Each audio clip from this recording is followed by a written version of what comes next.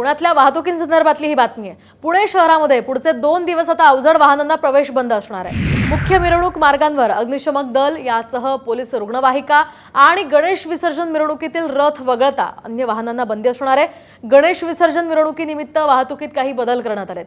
मिरवणुकीच्या या मार्गांनुसार शहरातील पार्किंगची जागा निश्चित करण्यात आली आहे। मिरवणुकीच्या कालावधीमध्ये नागरिकांची सुरक्षितता आणि वाहतूक सुरळीत राहावी यासाठी हा महत्त्वाचा निर्णय घेण्यात आला।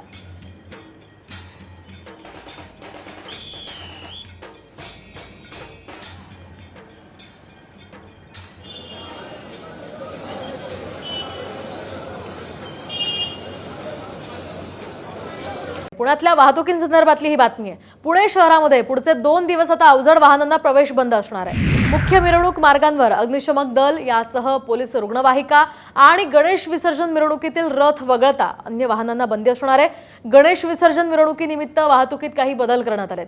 मिरवणुकीच्या या मार्गांनुसार शहरातील पार्किंगची जागा निश्चित करण्यात आली आहे। मिरवणुकीच्या कालावधीमध्ये नागरिकांची सुरक्षितता आणि वाहतूक सुरळीत राहावी यासाठी हा महत्त्वाचा निर्णय घेण्यात आला।